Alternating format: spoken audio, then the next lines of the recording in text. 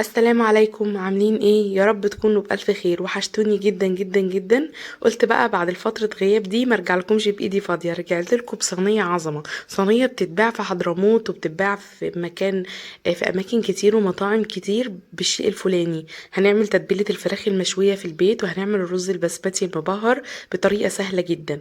عشان نعمل تتبيلة الفراخ المشوية وعشان ما تتحرقش معاكي، لازم يكون الخضار مفروم حلو جدا وناعم، عشان لما بيبقى خشن بياخد كفر من فوق كده من فوق الفراخ، وبيكون بيتحمر او بيتحرق قبل ما الفراخ تستوي. فهنضرب طماطم وتوم، الكمية طبعا على حسب الفراخ. يعني انت لو عاملة فرخة واحدة تقدري تعملي بصلاية كبيرة وثلاث فصوص توم وثلاث طماطميات. ضعفي بقى الكمية دي على عدد الفراخ اللي انت عاملاه. بضرب كل ده في الخلاط بربع كوباية مية، وبعد كده بحطه في بولة، احط عليه ملح وفلفل ورشة كمون ورشة كركم. بس ما بحطش اكتر من كده. ربع معلقه صغيره من كل حاجه، وبرده ضعفي التوابل. البوله الصغيره اللي كانت في ايدي كان في عليها دبس رمان، صويا صوص، باربيكيو بيدي طعم حلو، كمان عليها هوت صوص واختياري لكن هو بيدي تسكيره حلوه كده للفراخ، وعليها معلقه مستردة. بقلب كل ده مع بعضه وبحطه في الصينيه واحط عليها الفراخ واي حاجه كبيره يعني. انا مقطعه الفراخ على 8 قطع، يعني الصدر 2، الورك 2، الأجنحة لوحدها.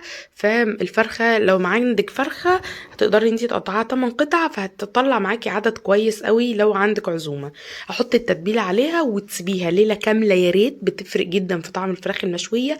او لو مش هتقدري سيبيها ساعتين في التتبيلة. ولا بحط زبادي ولا بحط اي حاجة، بحط معلقتين زيت بس. يلا بينا نعمل الرز لحد ما الفراخ تتبل. انا كده كنت متبلاها قبلها بليلة. هعمل بقى، صحيت من النوم عملت ولعت الفحم ورحت على طول عامله الرز. بس انا مرتبه لكم الخطوات ورا بعضها. عقبال ما تتبلي الفراخ ابداي اعملي في الرز. هتحطي معلقتين سمنه على معلقتين زيت، وبعد ما يسخنوا جامد تنزلي ببصلتين كبار مفرومين، عشان انا عامله كيلو ونص من الرز. تقدري تعملي كيلو واحد بس، تقطعي بصلايه كبيره او بصلتين وسط. فرمتهم كده ناعم. وهنزل بقى بالتوابل الجافة او التوابل الصحيحة يعني. نزلت بلومي، نزلت بقرفة عيدان، عندك قرنفل وحبهان حطي. حطيت ورقتين لورا. وهبدأ ان انا اشوح فيهم كده. اول ما يدبل معايا، عايزه اقول لكم ان انا قلبت الدنيا على جزرايه ما لقيتش. بجد مش عارفه هو فعلا ده مش الموسم بتاعه ولا ايه، بس بينفع كده جدا لما بخزنه. يعني دوت كان عندي كام واحد كده شرايح قطعتها بالطول كده كأنها مبشورة. بس انا فعلا اول ما الاقيه هخزن منه كمية، لانه بينفعني جدا في الاوقات اللي زي دي. حطيت بقى توابل رز بسمتي. الكيلو ونص من الرز البسمتي اخد مني 4 معالق مليانين كبار من توابل الرز البسمتي، ورشة فلفل اسود بتدي طعم تحفة. وكمان حطيت مكعبين مرقة دجاج، وظبطي الملح بتاعك عشان مرقة الدجاج بتدي شوية حدق كده في الاكل. تمام. حطيت مكعبين مرقة دجاج عشان ما عنديش شوربة تسقي بمية عادي. لو عندك شوربة تقدر تستغني عن مكعب مرقة الدجاج ده. حطيت بقى الرز، هبدأ اشوحه بكل الخضار والتوابل اللي معايا، بالبصل والجزر. تقدري تحطي بسلة كمان تشوحيها في الاول، وجزر مكعبات مفيش اي مشكلة، بيدي طعم حلو برضو للرز البسمتي. ادي مكعبات مرقة الدجاج، المفروض كنت حطيتها في الاول بتاخد كده تحميصة مع التوابل، بس انا نسيتها بصراحة. هبدأ بقى ان انا احطها دلوقتي واقلب تشويحة كده في الرز وفي الحلة سخنة، ياخد تشويحة كده حلوة. وهنزل عليه بمية سخنة.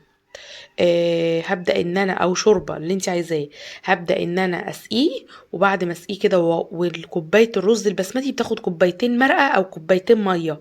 فهو بيبقى المية بتاعته او السوائل بتاعته ازيد من الرز العادي. هنا بقى كنت بولع فحمتين عشان ابدأ ان انا اشغل الشوايه معايا بره. بولع فحمتين وبرجع ان انا احطهم بره وهوي جامد، فبيولع في بقيه الفحم. بجيب بقى الفراخ ارصها في قلب الشبكه بتاعتي.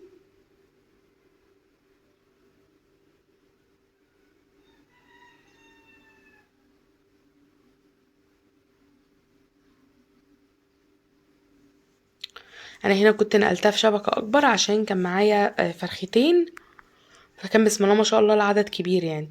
فنقلتها كده في شوايه اكبر، وهبدا ان انا ارصها جنب بعضها.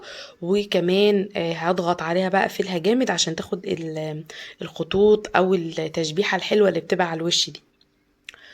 وكمان هبدأ بقى في الوقت ده اطلع بره بقى في الجنينة. كنت في الجنينة عند حماية، عايزة اقول لكم الهوا تحفة مع الزرع كده مع الشوي، كان احساس حلو قوي. بدأت بقى ان انا اولع في الفحم، وهبدأ ان انا اهوي جامد. طبعا بقى معايا مالك عمال يهوي، لما عمالة تهوي، كل اللي عايز يهوي كان بيجي يهوي في اليوم ده.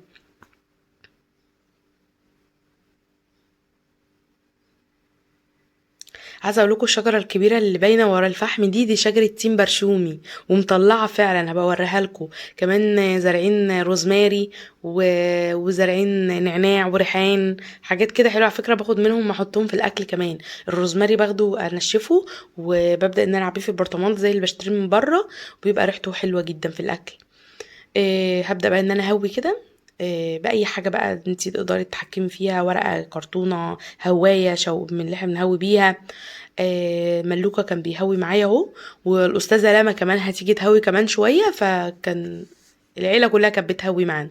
هبدا بقى ان انا اجيب الشبكه اللي انا رصيت فيها او الشوايه، وهبدا ان انا احطها كده على الفحم.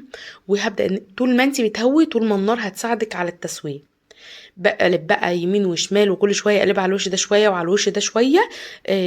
اكيد اكيد اكيد لازم حاجه تعملوها، ان انتوا تجيبوا فراخ صغيره. يعني انا استخدمت فراخ كيلو ونص، تقدري تستخدمي كيلو مثلا و600 جرام، 700 جرام، اكتر من كده ما تزوديش، علشان العظم بتاعك يستوي معاكي من جوه. قطعيها على 8 قطع، فتحي كده بالسكينه في الفراخ وانتي بتتبليها، علشان التتبيله تدخل جوه والتسويه تدخل جوه، فتتلاشي موضوع الدم اللي بيبقى في العظم ده. كل شويه بقى التتبيله اللي انا كنت متبله فيها الفراخ طعمها رائع، خدوا بالكم حلوه قوي. ببدا بقى ان انا كل ما الفراخ مثلا احس ان هي نشفت معايا، اديها شويه من التتبيله دي. الاستاذه لما ظهرت، والف تحيه بقى للحاجه لما للشيف لما، الشيف الصغير بتاع البيت. هبدأ بقى ان انا كده احط من الصوص ده، ولما تنشف معايا ببدأ ان انا احط تاني علشان تفضل جوسي كده وناعمة. وهفتح لكم واحدة كده في نهاية الفيديو، هتشوفوا قد ايه من جوه الفراخ بيضة وتتبيلتها، والله طعمها حلو قوي بصراحة.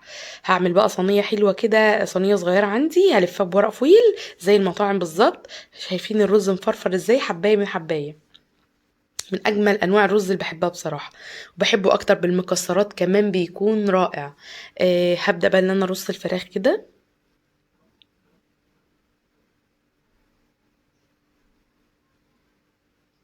هفتح معاكم حته عشان تشوفوها من جوه قد ايه طريه، وقد ايه لونها فاتح وحلوه قوي بصراحه. شايفين لونها عامل ازاي، خطيره.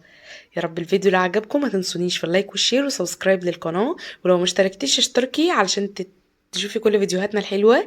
ولو كمان عايزة تعملي شير للوصفة يا ريت عشان الكل يستفاد منها. دمتم بألف خير، أشوفكم في فيديو جديد، وأهم حاجة كوباية مية السلطة أو الويسكي بتاع الغلابة. دمتم بألف خير ومع السلامة.